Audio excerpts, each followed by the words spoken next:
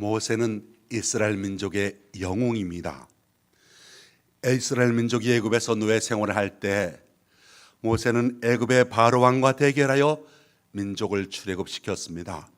민족 해방자였습니다. 이러한 모세의 영도하에 이스라엘 백성들은 시내 광야에서의 40년 생활을 마감하고 그토록 그러던 약속의 땅 가나안 땅 접경지까지 오게 되었습니다. 이제 저 멀리 보이는 요단강만 건너가게 되면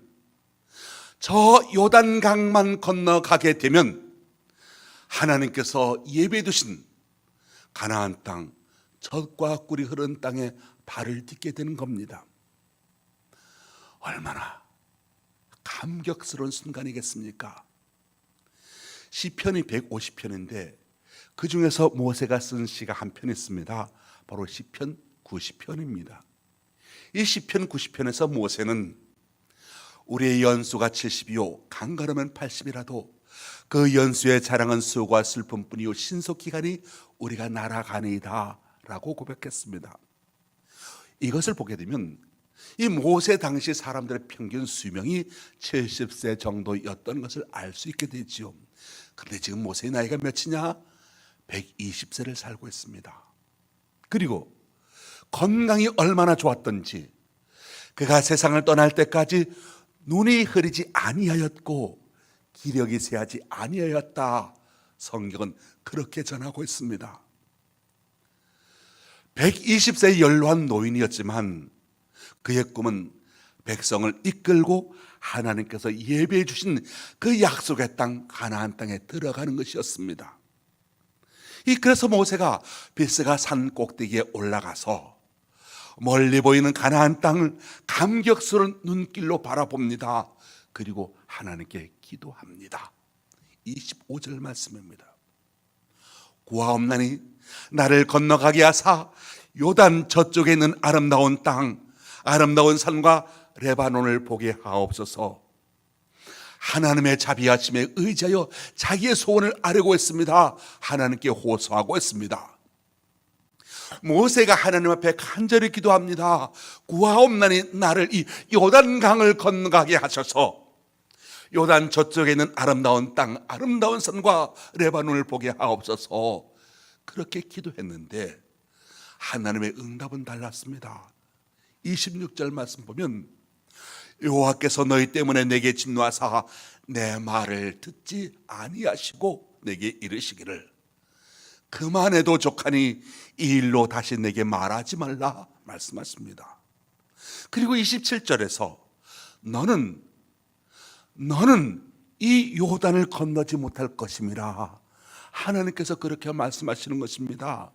모세가 하나님 앞에 그렇게 간절하게 기도했는데 하나님의 응답은 모세를 실망시켜주는 말씀이었던 겁니다. 그 누구보다도 약속의 땅을 그렇게 갈망했던 모세, 지금까지 고생한 것은 물론이고 모세가 그 약속의 땅에 대해서 얼마나 갈망했던지 그 심정을 조금이라도 안다면 정말 엄청난 실망과 충격의 응답이었던 겁니다. 모세가 꿈에도 그토록 소원했던 가나안 땅에 들어가지 못했던 이유가 있습니다. 민수기 20장 2절로 29절 말씀과 신명기 32장 48절로 52절 말씀에 보면 모세 자신의 죄 때문이라고 말씀하고 있고, 신명기 1장 37절 4장 21절 말씀에서는 이스라엘 백성의 죄 때문이라고 말씀하고 있습니다. 아무튼 모세는 자신의 허물을 포함해서 이스라엘 백성들이 광야에서 저질렀던 모든 죄에 대한 책임을 져야 했기 때문에 가나안 땅에 들어갈 수 없었던 겁니다. 죄악이 있는 곳에는 반드시 책임이 따른다 하는 것을 우리는 오늘 말씀을 통해서 깨닫게 됩니다. 모세의 마음이 얼마나 안타까웠겠습니까? 40년을 고생하면서 백성들을 이끌고 여기까지 왔으며 오직 한 가지 소원, 바로 이 백성들과 가나안 땅에 들어가는 것인데, 그런데 여러분, 다른 사람은 다 들어갈 수 있는데 다른 사람은 다 들어갈 수 있는데 정작 모세 자신은 들어가지 못한다. 너무나 안타까워 할 만한 것이지 않겠습니까? 객지에서 숨을 거둬야 하니, 이렇게 건강하고 아직도 이렇게 기력이 성한데 객지에서 바로 눈앞에서 숨을 거둬야 한다니 얼마나 눈물겹고 마음이 아팠겠습니까? 그럼에도 불구하고 모세는 그만해도 족하니 라는 하나님의 말씀을 듣고서 조금도 불평하지 않습니다. 백성의 지도권을 젊은 여호수아에게 물려주고 죽을 준비를 합니다. 바로 여기에 모세의 위대함이 있는 겁니다. 그만해도 족하다. 영어로는 enough이고 공동번역 성경을 보면 너는 더 이상 더 바랄 것이 없다, 그렇게 번역하고 있습니다.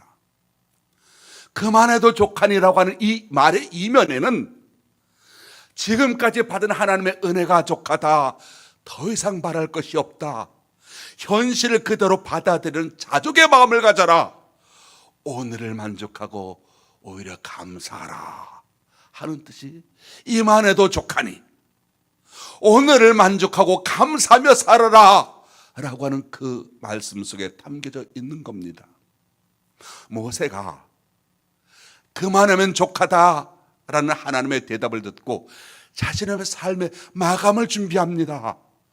오늘 여기에서 우리는 하나님의 뜻을 저와 여러분이 함께 살펴보고자 합니다. 첫째는, 이 모세는 우리 인생이 하나님의 지배하에 있다는 사실을 확신하고 있었습니다. 모세만큼 탁월한 사람이 어디 있었겠습니까? 모세는 구약에서 가장 위대한 인물입니다. 그 누구도 모세의 능력, 모세의 업적을 추월할 수 있는 사람이 아무도 없습니다.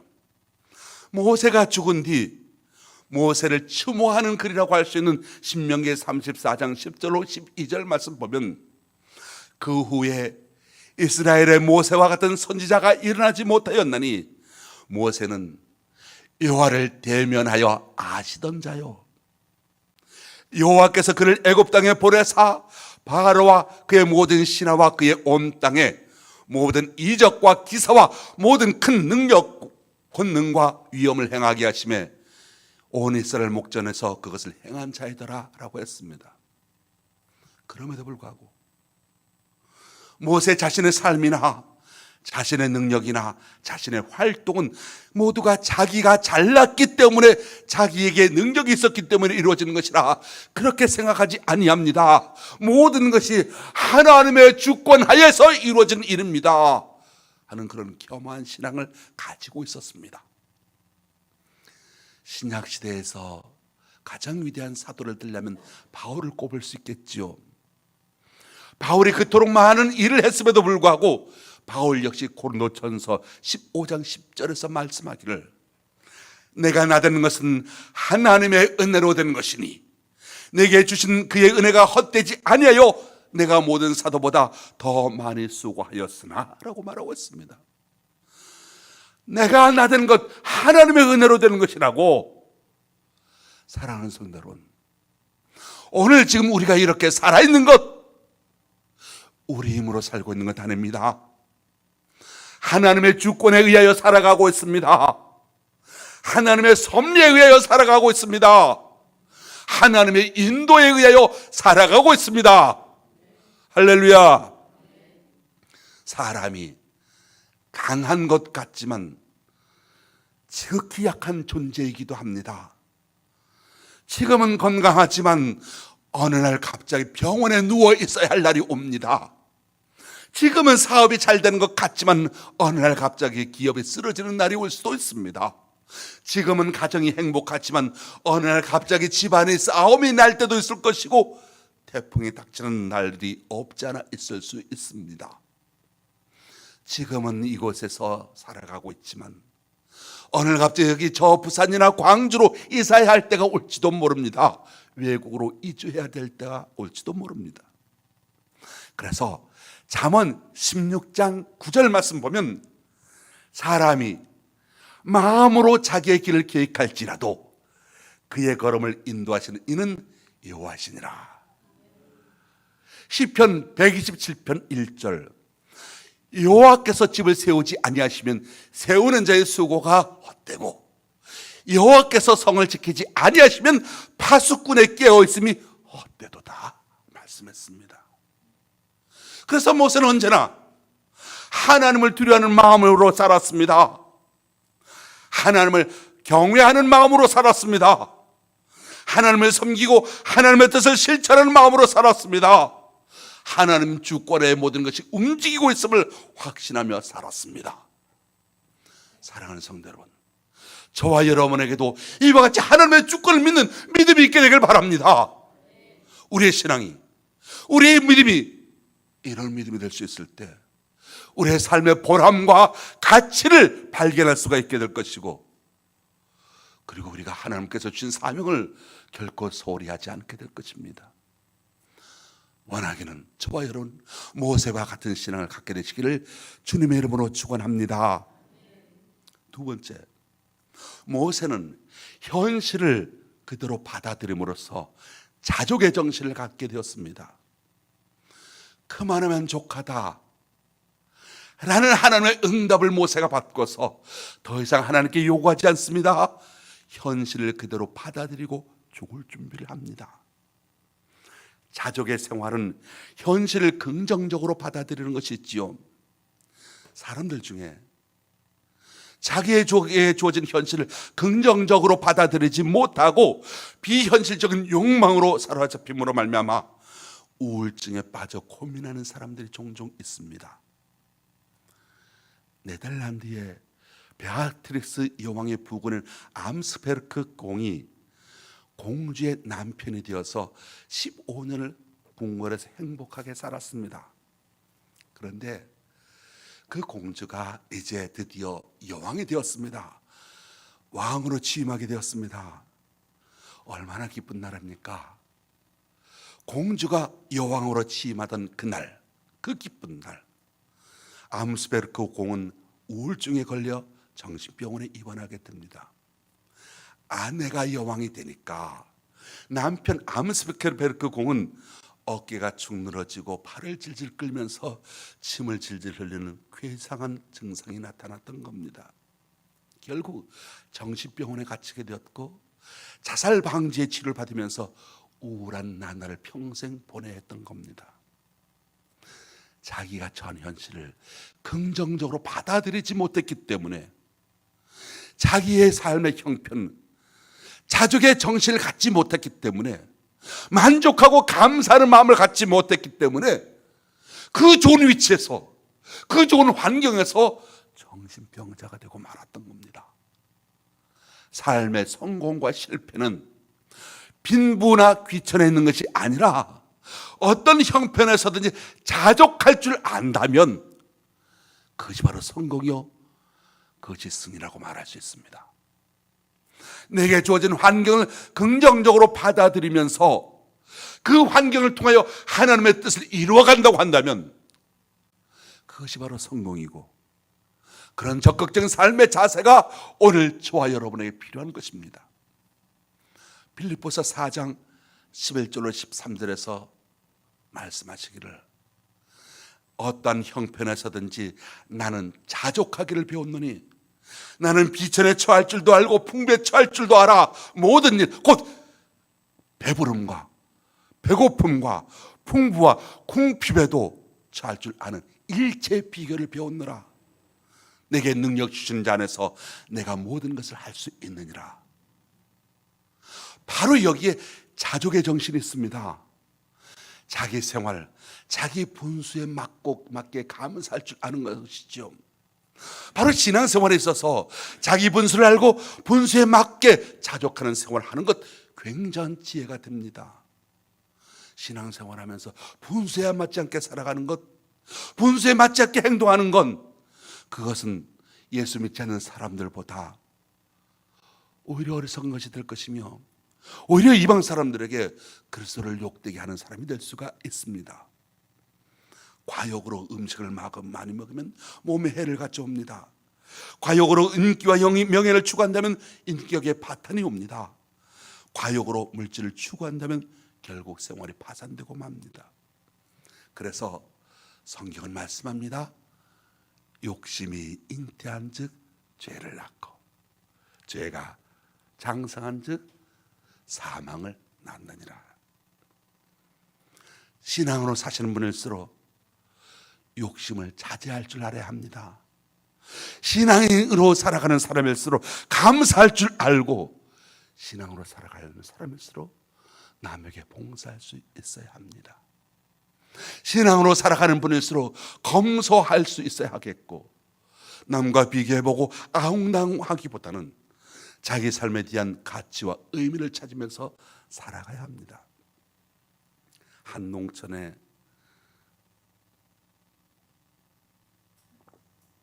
가난한 목사님이 있습니다. 생활에 쪼달리고 어려웠지만은 항상 웃고 기쁜 표정으로 마음이 맑았습니다. 만사에 만족하는 자세를 가지고 살았습니다.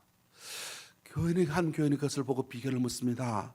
목사님이 대답하기를 저에게는 세 개의 눈이 있습니다. 한 눈으로는 항상 하늘을 바라보면서 그곳에 갈 준비를 합니다. 다른 한 눈으로는 땅을 바라보면서 내가 죽어서 묻힐 장소가 매우 작은 곳임을 느끼면서 살아갑니다. 세 번째 눈은 항상 이웃을 바라보면서 나보다 불행하게 사는 사람이 있음을 느끼면서 살아갑니다 라고 말했다고 합니다. 하늘을 바라보고 그리고 주위를 바라보고 나를 바라볼 줄 아는 사람, 이런 사람이 자족할 수 있고 오늘의 삶의 의미를 발견할 수 있게 될 것이며 이러한 삶이 역사하신 하나님의 능력을 바라볼 수 있게 됩니다. 세 번째로 모세는 하나님께서 시키시는 대로 여호수아를 선택하여 민족의 지도권을 넘겨주었습니다. 오늘 보면 28절 말씀 보면 너는 여호수아에게 명령하고 그를 담대하게 하며 그를 강하게 하라. 그는 이 백성을 건너가서 내가 볼 땅을 그들의 기업으로 얻게 하리라 하시는 명령하시는 하나님의 말씀을 듣게 됩니다. 말씀대로 모세는 철저하게 지켰습니다. 이와 같은 지시를 받은 모세는 신명기 마지막 장인 34장 9절에 있는 말씀을 보면 모세가 눈의 아들 여호수아에게 안수하였으므로 그에게 지혜의 영이 충만하니 이스라엘 자손이 여호와께서 모세에게 명령하신 대로 여호수아의 말에 순종하였더라 라고 했습니다. 여호수아에게 권력을 이양하는 장면이 있죠. 모세도 사람입니다. 사람의 감정, 사람의 갈망, 욕심을 다 갖고 있었습니다. 나이가 비록 120세였지만 신명기 34장 7절 말씀 보면 눈이 흐리지 아니하였고 기력이 쇠하지 아니하였다라고 했습니다. 건강합니다. 지혜가 남아있습니다. 인간적으로 얼마든지 자기의 꿈을 실현해 보고 싶은 마음이 있었습니다. 하나님이 뭐라고 말씀하셨더라도 그의 필생의 소원인 만큼 그의 지도하에 백성들을 이끌고 요단을 건너 가나안 땅을 점령하고 싶었습니다.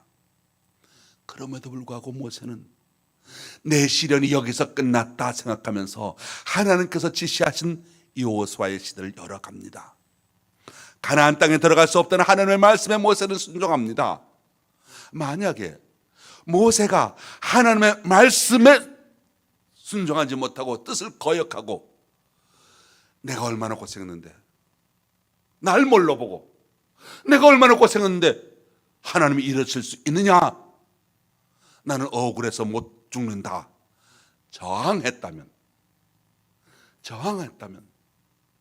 모세의 최후가 얼마나 비참했겠습니까? 이스라엘 백성이 가나안에 들어가는데 걸림돌만 되었을 겁니다. 그런데 모세는 두말하지 않습니다. 이의가 없습니다. 하나님의 뜻에 따랐습니다. 더 이상 기도하지 않습니다. 생명이 왜 중요하겠습니까? 날생, 그것은 살아가라는 것은 명의이기 때문입니다. 내 생명이 왜 소중하겠습니까? 창조주 하나님께서 나로 하여금 살라고 명령하셨기 때문입니다. 그래서 우리가 병이 났을 때, 어디가 아플 때 온갖 수단을 동원해서 질병을 치료해야 합니다. 이것이 하나님께서 너는 살라 라고 말씀하시는 그 생명의 명령에 대해서 순종하는 인간의 직무입니다. 그런데 회복할 수 없는 중환병에 걸리면 그때는 하나님께서 부르시는 줄 알고 생에 대해서 아쉬워하지 말고 갈 준비도 할 수 있어야 지혜가 있는 겁니다. 모세는 하나님이 자신의 간구를 거절하셨지만 그것을 묵묵히 받아들인 위대한 지도자요 성자였던 겁니다. 내게 아직은 능력이 더 있는 것 같고 그래서 더 큰 일을 해낼 수 있는 것 같아도 하나님이 허락하시지 아니하는 일이 있습니다. 나는 정말 하고 싶지만 하나님께서 막으시는 일이 있습니다. 하나님께서 막으시는데 내 모든 수단과 방법을 동원해서 그 일을 이루려 한다면 결국은 추한 사람만 되고 마는 것이지요. 이 사건을 통해서 우리가 배워야 할 것이 있습니다. 무엇보다도 우리가 알아야 할 건 하나님께서 어떤 사람에게 맡기실 때 거기에는 한계가 있다는 겁니다. 심는 자가 있는가 하면 물을 뿌리는 자가 있습니다. 모세가 해야 할 일은 백성들을 애굽에서 빼내어 광야를 통과하여 약속의 땅 지경까지 인도하는 것이었습니다. 그 일이 무척이나 힘들고 어려웠지만 그것이 바로 모세에게 맡겨진 고귀한 사명이었던 겁니다. 백성을 이끌고 가나안 땅에 들어가 그곳에 있던 나라들을 정복하고 그 땅을 백성들에게 정착시키는 건 모세의 일이 아니었던 겁니다. 하나님께서 다른 사람을 선택하여 그 일을 하시기로 작정하셨습니다. 우리도 마찬가지입니다. 세상의 모든 일을 계획하시고 이루시는 하나님의 섭리를 믿는다면 하나님께로부터 받은 우리의 사명이 끝날 때 겸허하게 역사의 뒤로 물러날 줄도 알아야 합니다. 그런데 이 사실을 알기가 왜 그렇게 어려운지 모르겠습니다. 평소에는 죽음에 대해서 그렇게 처열한 듯 말하고 행동하다가도 막상 죽음에 직면하면 전혀 딴 사람이 되는 경우가 많이 있습니다. 그런데 신앙의 세계는 영혼의 세계입니다. 신앙의 세계는 시간에 한정되어 있지 않습니다. 내가 심은 것, 내가 거두지 못한다라고 하는 것도 그럴 가능성이 있다는 것을 염두에 두고 살아가야 합니다. 요한복음 4장 37절에서 예수님께서 말씀하셨습니다. 그런즉 한 사람이 심고 다른 사람이 거둔다 함이 옳도다 하셨습니다. 그만하면 족하다 라는 하나님의 응답을 안고 사는 사람은 나 아니면 안 된다, 나만이 할 수 있다라고 자만하지 않으며 내가 한 것처럼 다른 사람도 할 수 있다라고 생각하고 다른 사람을 존중하고 하나님의 일에 동참시킬 줄 아는 사람입니다. 내가 다 해야 되는 것이 아니라 다른 사람도 함께 세워서 하나님의 일에 동참하게 하는 것, 이것이 나에게 주어진 사명의 한계를 아는 지혜로운 사람의 태도인 겁니다. 한국 사람들 보십시오. 우리 한국 사람은 세계의 역사 가운데 매우 독특한 민족입니다. 일단 단결력이 굉장히 강해요. 특히 어려움이 닥쳤을 때. 그리고 중국에 흡수되지 아니했던 주변 나라들 다 중국에 흡수되었지 않습니까? 근데 유일하게 한국 사람들만 중국에 흡수되지 아니한 굉장한 나라입니다. 이것이 세계사적으로 미스터리인데 사실 중국이 한반도를 병합시키려고 1000년 넘게 적으로서 대적해 왔고 많이 침략했고 건드렸죠. 그런데 중국에 침략당하지 않았고요. 문화적으로도 우리는 한국말이라고 하는 우리의 언어를 갖고 있고 한국민족이라고 하는 정체성을 갖고 있습니다. 그 특징이 뭐냐, 왜 그러느냐, 단결을 잘하기 때문입니다. IMF 때 금모기 운동이라든가 축구, 요즘 축구로 인해서 많이 좀 시끌시끌하죠. 축구 응원하는 것 보면 결속력이 어마어마합니다. 그런데 그 위기 상황이 딱 끝나고 평상시로 딱 돌아갔다면 여기 한국 사람이 온갖 문제가 나타납니다. 시기 질투가 많아요. 엄청나게 서로 견제합니다. 일단 생존을 위해서라면 서로 결집을 했다가도 그것이 딱 끝나고 나면 서로 비교하고 서로 시기하고 서로 관찰하고 서로 감시하는 그런 특성이 있습니다. 우리나라 문화가 그렇습니다. 품앗이 아시죠? 말하자면 품앗이 협동노동을 하는 겁니다. 이 품앗이에는 규칙이 있습니다. 누구나 다 같이 똑같이 남의 논에 가서 똑같이 헌신적으로 노동을 해줍니다. 그런데 결과는 어떻게 됐냐? 내 논에서 난 것만 내 거가 되는 겁니다. 함께 몰려 똑같이 일하는데 결과는 경쟁이 되다 보니까, 그래서 한국 사람들은 은근히 속으로 질투심이 많은, 시기심이 많은 민족이 되고 말았습니다. 그래서 하는 말, 사촌이 땅을 사면 아프다 그랬잖아요. 배가 아프다 그랬잖아요. 들어보셨죠? 안 들어봤어요? 그렇죠. 사촌이 땅을 사면 배가 아프다. 자, 그런데 여러분, 또 거기서 가면 한국 사람 특징이 나오는데, 사촌이 땅을 사면 배가 아프긴 하지만 그 사촌이 죽길 바라나요? 그렇진 않지요. 왜냐하면 죽으면 될까 안 될까요? 내 논에서 이래 줘야 되잖아요. 그러니까 사촌이 땅을 사면 배가 아픈 선에서 끝나고 마는 겁니다. 이렇게 힘을 합쳤다가 뭔가 잘 되면 또 굉장히 서로 견제합니다. 외세에 맞서서 굉장히 힘을 합쳤다가 재난이 끝나고 나면 개인주의로 돌아섭니다. 한시적인 조직이 되는가 하면 굉장히 이기적이고 개인적이고 경쟁적이죠. 한국인은 시기심이 많다 보니까 친한 친구의 자식이 잘 되기를 바랄까요? 아니면 내 자식보다 조금 못하길 바랄까요? 어때요?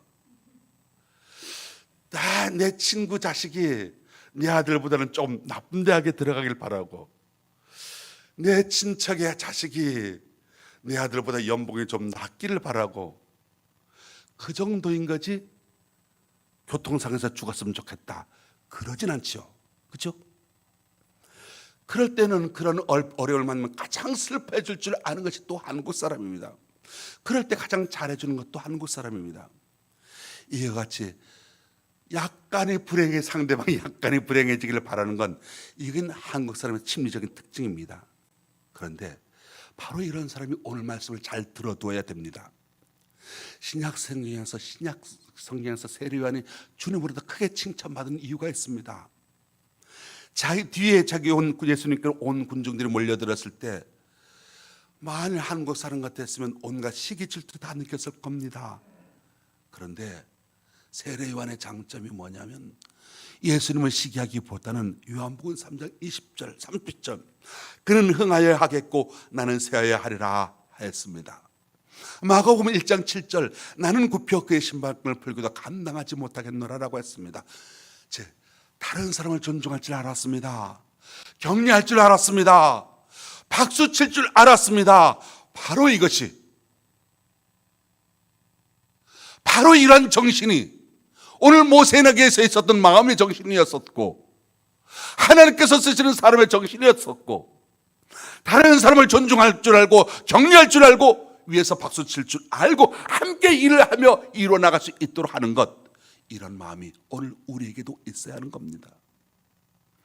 자족의 정신을 가진 사람, 그만해도 족하니라고 하는 그 말씀에 대해 순종할 줄 아는 사람, 남을 헐뜯지 않습니다. 남의 탓으로 돌리지 않습니다. 남을 받들어 줍니다. 내가 혼자 공을 세우려 하기보다는 남과 함께 공을 세우려고 합니다. 남의 허물을 덮어줍니다. 허물을 감싸줍니다. 그 허물을 내 아픔처럼 내 책임처럼 생각합니다. 여기에 깊은 사랑이 있는 겁니다.